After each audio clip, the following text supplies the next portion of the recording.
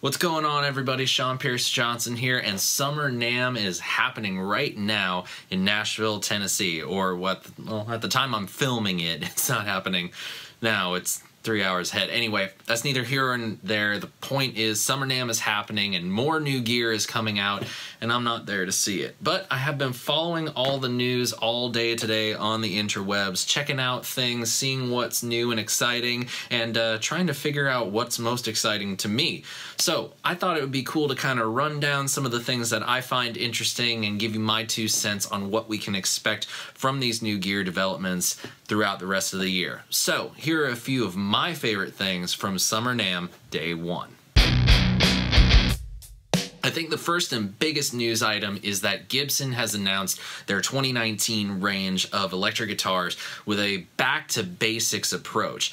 Now, the new models that are coming out seem to reflect a turn back towards a simpler model line, not so much needless innovation, and more going towards specs that they know the majority of players are going to like. And this is very significant. The fact that we saw Gibson early in the year skip out on Winter NAMM, go to CES, and then ultimately file for the Chapter 11 bankruptcy protection, this is a crucial show for them, and it shows that they're doing something that they probably should have been doing a long time ago, and that's focus on what got them to the game in the first place, i.e. their guitars.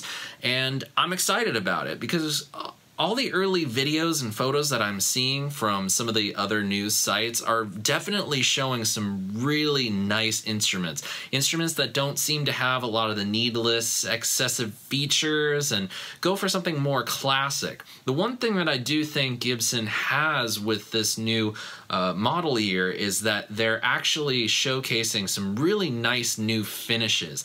Some bolder colors rather than just your traditional stuff. There's a couple different models that I'm seeing that I haven't seen in the standard Gibson line for some time, and I do want to say right off the bat that seeing a Carina finished Explorer and Flying V and just a very nice classic sort of color combination is really cool to see. I'm looking forward to it. The Epiphone line is looking really nice as well, and here's to hoping that the rest of the year will see a turnaround of Gibson. I know that Guitarist magazine is going to be having an exclusive interview with Mr. J himself, CEO of Gibson, which I find very interesting that as of right now, through the bankruptcy protection, Henry J is still in power and still has the control at Gibson. That could all very well change as things go on and investment groups and whatnot, and however everything is working out. But it seems that Gibson is starting to account for the mistakes they've made and is looking towards the future in guitars, which is exactly what they should be doing.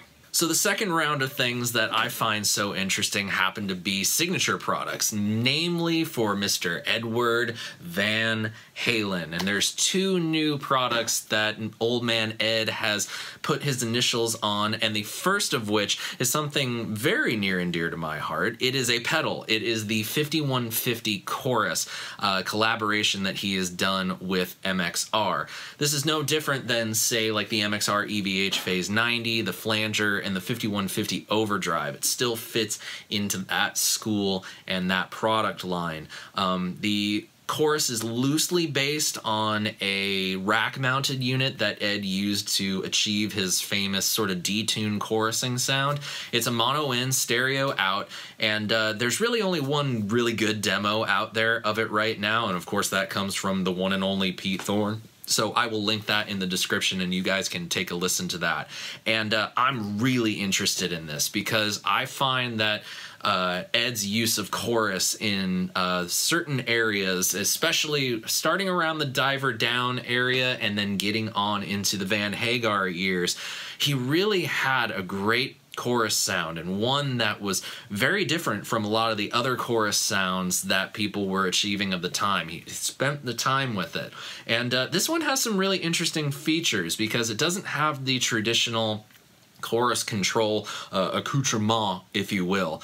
It only has controls for, as I'm referencing some notes here, there's no rate control. It's intensity, tone, and level, but it has some input and output level adjustments that affect the amount of signal going into the pedal and what comes out of the pedal, which I think is really interesting. It's definitely allowing you to interface your guitar signal with multiple, you know, from multiple different sources. Say you want to get something like line level and go into the pedal, and you can go out stereo. I will say that Pete does a really good job of touching on a lot of this in his demo, and you really hear the stereo spread of the chorusing effect in his demo. I would really recommend you watch that one in headphones.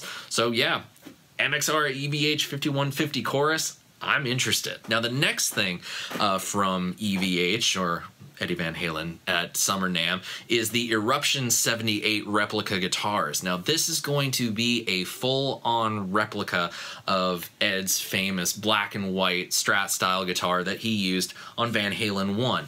And there's 3 different iterations of this model that are going to be coming and being made available. We have the 78 Eruption, which is basically going to be a 40 unit run of just, you know, a replica of that guitar. Then the next tier is going to be a 78 Eruption Relic, which is going to, you know, have all the nicks and dings and things like that. But the king, grand poobah of this whole package is the Eruption 78 Super. Now this is the top of the line thing, and it's limited to not 1, not 2, not 3, but 8 pieces worldwide. Each guitar is going to be played by Ed himself, and he's going to play Eruption on these guitars. It's going to be filmed, and it's going to be given to the future owners on a thumb drive. As gimmicky as that sounds, that is freaking cool. Could you imagine? I mean, look, it's one of those things that you can take or leave. It's not that important. It really doesn't, you know, say that a guitar is great just because Ed touched it. But it might mean something to someone. You know, if a little bit of mojo can never hurt things. But the price tag is certainly not going to be within my price range. I think the price that I saw hovered over the 5-figure mark. So I will be staying far away from that. This is the guitar. This is me off screen.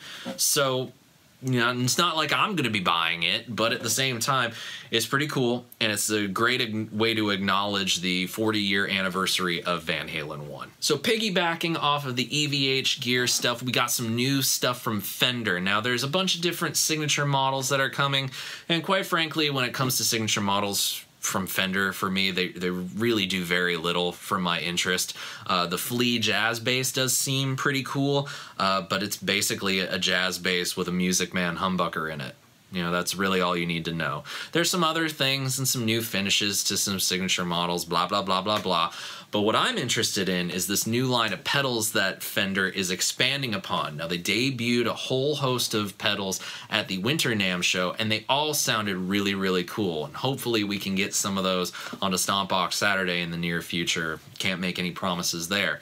But they've added 3 new pedals to this line in the Full Moon Distortion, the Pelt Fuzz, and the Engager Boost. So the Full Moon is a high gain distortion pedal. It has a 3-band EQ with bass, mids, and treble, and a high treble control. It also features an independent boost. Now, I'd be really interested to hear this. A lot of the newer high gain pedals that I've been getting in and that I've been playing, I've really enjoyed, because it feels like the pedal world is finally catching up to this ability to capture the sound of a nice high gain amplifier into a compact pedal.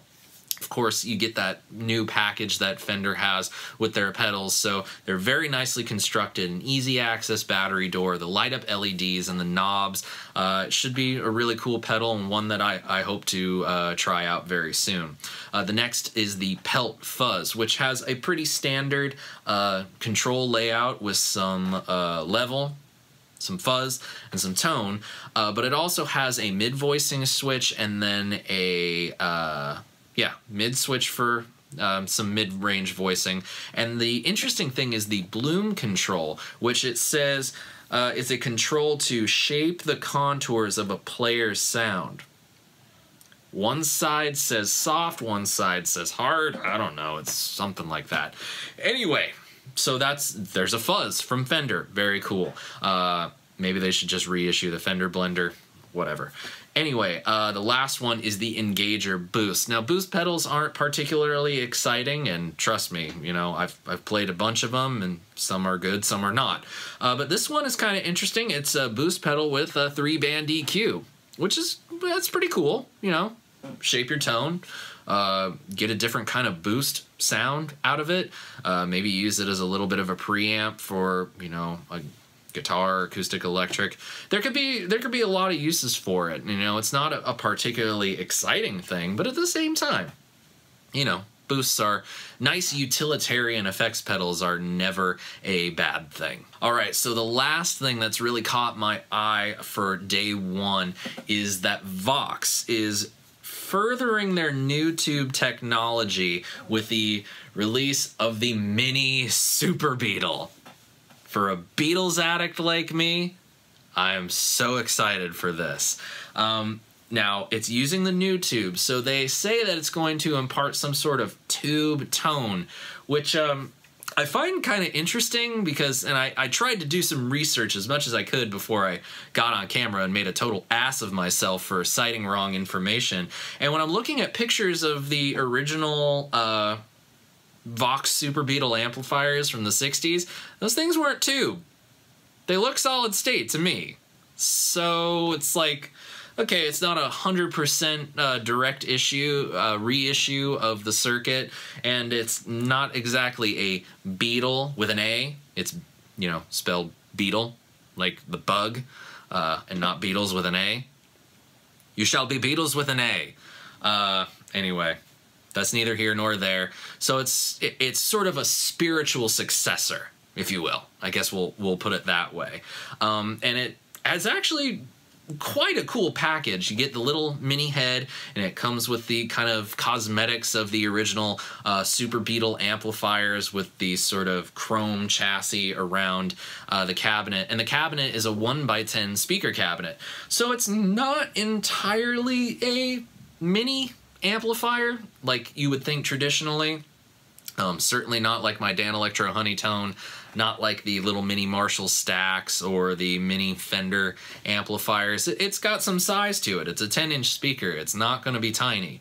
But the early demos that I've heard from Music Radar sound really nice. It's got a nice little jangle to it. The drive is pretty cool. But then again, you know, demos are, saying as a demo guy, demos are demos, and they're not necessarily going to be the greatest in the world. You're not exactly sure 100% of the time if you're going to get the right sound out of it. So, you know, take it or leave it, but the fact is, I'm really interested in this because, one, as a huge Beatles fan, I've always wanted a Vox Super Beetle. There we go. I got that. My Bede Burro, Bede Vaca. Yeah, I can speak Spanish a little bit. So, I'm interested in it. I would really love to hear how this thing sounds. And it's got a lot of power to it. You know, I think it has a Class D power section.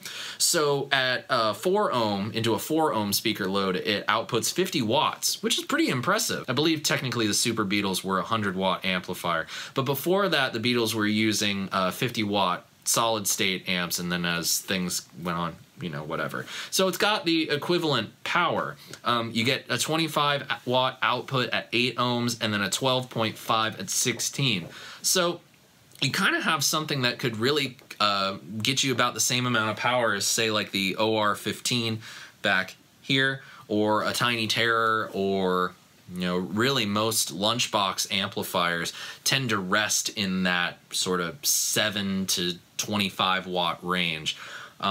So I'm definitely excited. I think as a spiritual successor, it's really cool to see that this amp is making a slight comeback, and I definitely want to hear one. I definitely want to get my hands on one and play it, and not only that, I'd just like to own it. So those are a few of the things that have excited me from Summer NAMM Day 1. Of course, you know, there's more to come. There's plenty more news to root through, and I will definitely be coming back to you tomorrow with another recap from Summer NAMM Day 2. And in the meantime, let me know what you guys think is so exciting at Summer NAMM. Maybe we have some things in common. Let me know in the comments below, and please click the subscribe bubble and turn on your notifications so you don't miss the rundown tomorrow. Until next time, my friends, I'm Sean Pierce Johnson, and I wish you all great tone and happy stomping. Cheers.